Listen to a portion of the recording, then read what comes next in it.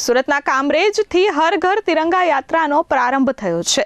દેશભક્તિના નારાથી કામરેજ વિસ્તાર ગુંજી ઉઠ્યો હતા। હર ઘર તિરંગા અભિયાન અંતર્ગત સુરત ગ્રામ્યના કામરેજ ખાતે તિરંગા યાત્રાનું આયોજન કરવામાં આવ્યું હતું।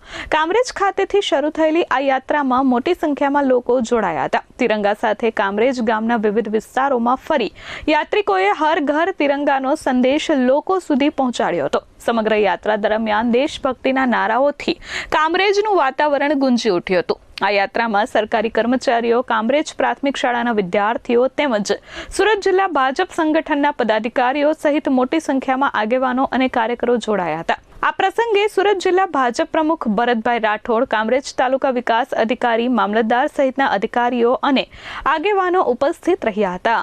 ગુજરાત ભારતીય જનતા પાર્ટી દ્વારા હર ઘર તિરંગા તેમજ તિરંગા યાત્રાનું આયોજન સમગ્ર ગુજરાતમાં થઈ રહ્યું છે, ત્યારે સુરત જિલ્લામાં કામરેજ તાલુકાની અંદર પણ કામરેજ ગામે આજે તિરંગા યાત્રાનું આયોજન થઈ રહ્યું છે। આ તિરંગા યાત્રાની અંદર ભારતીય જનતા પાર્ટીના કાર્યકરો, અલગ અલગ સમાજના આગેવાનો, પ્રતિષ્ઠિત નાગરિકો, યુવા વિદ્યાર્થીઓ સૌ મોટી સંખ્યામાં આજે તિરંગા યાત્રામાં જોડાઈ રહ્યા છે। ત્યારે સુરત જિલ્લાની અંદર દરેક તાલુકા પંચાયત બેઠક દીઠ આ તિરંગા યાત્રાનું આયોજન થઈ રહ્યું છે।